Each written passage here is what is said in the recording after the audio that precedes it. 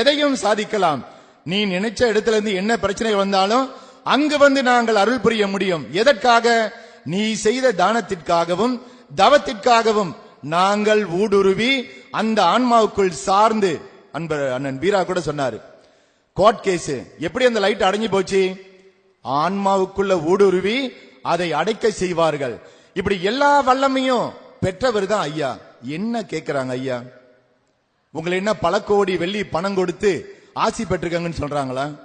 பல கோடி உயிர்களுக்கு நன்மையை செய்து செய்து பல கோடி யுகங்கள் நாம் பிறந்து பிறந்து இறந்து பிறந்து இறந்து செய்த கர்மங்களை எல்லாம் இந்த ஜென்மத்திலே நான் இருக்கும் பொழுதே நான் பல கோடி ஞானிகளுடைய ஆசையை பெற்றவன். என்னை பார்த்து நான் செய்யக்கூடிய எப்படி நான் உலக உயிர்களுக்கு சேவைகள் செய்கின்றோனோ அதே போல நீங்களும் செய்து உங்களுடைய வாழ்க்கையை செம்மைப்படுத்திக் கொள்ளுங்கள். உங்களுடைய உயிருக்கு ஆக்கத்தை தேடிக்கொள்ளுங்கள். உங்களை குடும்பத்தை மேன்மைப்படுத்துவதற்கு, உங்களுடைய குழந்தைகளுக்கு நல்ல அறிவு உண்டாகும் விதம், உங்களுடைய குடும்பத்திற்கு நோய் வராமல் உயிருக்கும் உடலுக்கும் எந்த ஒரு பாதிப்பும் வராமல் காப்பேன் என்று உறுதியாக சொல்கின்றார்கள். இதையெல்லாம் நாம ஏன் அனுபவிக்க முடியாம இருக்குன்னா, ஏன் உணராம இருக்கிறோம் அப்படின்னா, நமக்கு புண்ணிய பலம் பத்தலங்க, நமக்கு அருள் பலம் பத்தல. இந்த ரெண்டையும் செய்யறதுக்கு தான் ஐயா என்ன பண்றாங்க? பூஜை செய்யணும் ஞான திருவடி நூல்.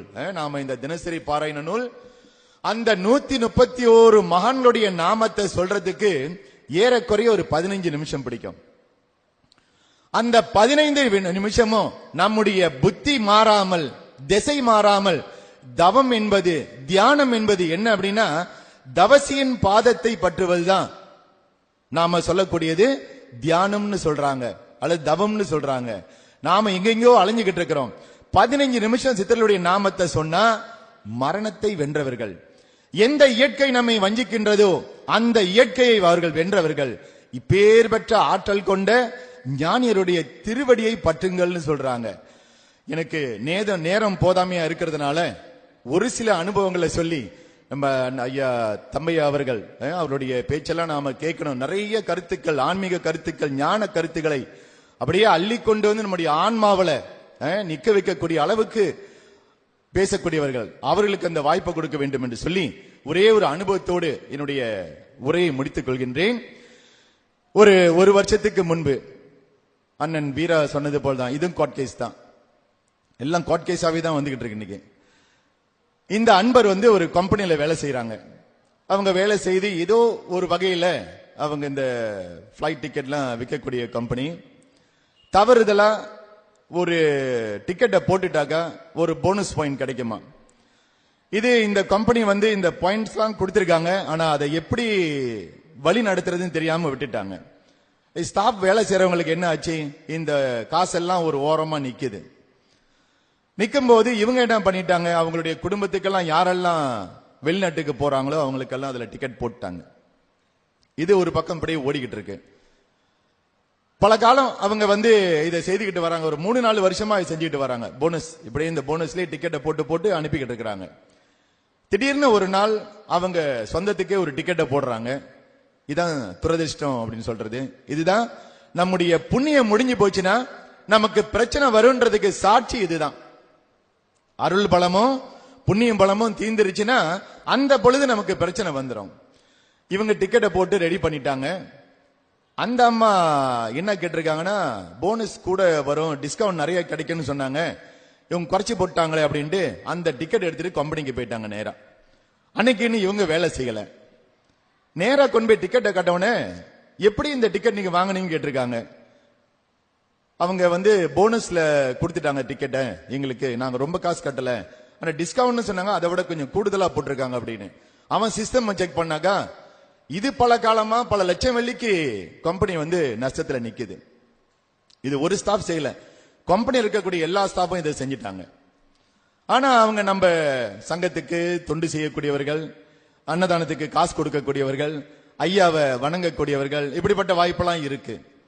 திடீர்னு கம்பெனி என்ன பண்ணிருச்சுன்னா, இதை கண்டுபிடிச்சு ஆராய்ஞ்சு பார்த்தா பல லட்சம் வெள்ளி இதுல வேற கணக்குல போயிருச்சு. இந்த போனஸ் பாயிண்ட்லாம் அந்த கஸ்டமருக்கு கிடைக்காம ஆபீஸ் ஸ்டாஃப் எடுத்துட்டாங்க.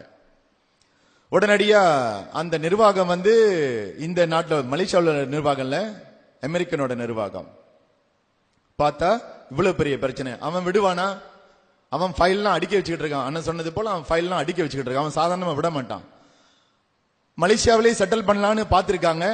இவங்க மேல வெறுப்பு உள்ளவங்க என்ன பண்ணிட்டாங்க, நேரம் அந்த மெசேஜ் அங்க ஏத்தி விட்டாங்க, அமெரிக்காவுக்கு போயிருச்சு. அவன் அங்கிருந்து வந்துட்டான். உடனே என்ன சொல்றான், போலீஸ் கேஸ் ஆக்கி ஆவணும், இவ்வளவு நம்பிக்கை மோசடி செஞ்சிருக்கிறாங்க அப்படின்ட்டு சொல்லிட்டான்.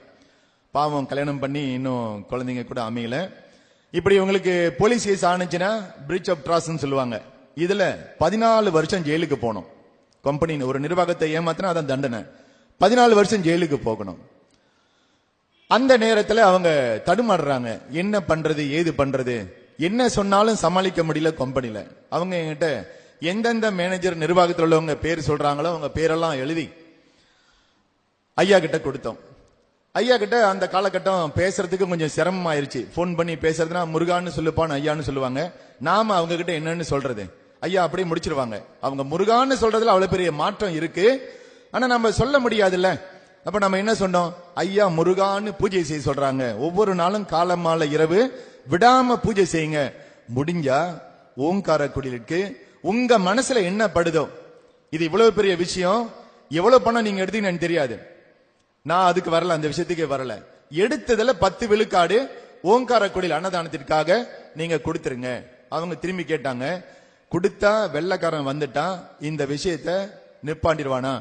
இங்க உள்ளவங்களை நிப்பாட்டிடலாம், அங்க உள்ளவங்களை நிப்பாட்ட முடியுமா?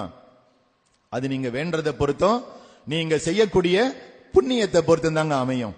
நாம இது எதுவுமே சொல்ல முடியாது அப்படின்னு சொல்லிட்டேன். அவங்களும் என்ன பண்ணாங்க, ஒரு 10,000 வெள்ளி எடுத்து கொடுத்தாங்க. என்ன கணக்குன்னு நமக்கு தெரியாது. 10,000 வெள்ளி எடுத்து கொடுத்தாங்க. ஐயா கிட்ட அனுப்பிவிட்டாச்சு. ஐயா அன்னதானத்துக்கு பணம் கொடுத்துட்டாங்க ஐயா, நீங்க தாங்க ஐயா ஒரு பார்வை பார்க்கணும். பாவம் நிறைய தர்மங்கள் செய்யறாங்க, அவங்க ஏதோ தெரியாம செஞ்சுட்டேன்னு சொல்லிட்டு நம்முடைய பூஜை இடத்துல வந்து வீழ்ந்து வணங்கி மன்னிப்பு கேட்டுட்டாங்க.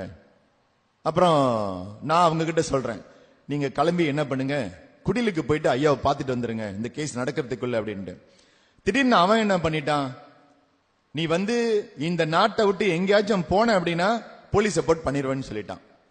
அந்த இடத்துல அவங்களும் இந்த நாட்டுக்கு வர முடியாம ஒரு சூழ்நிலை.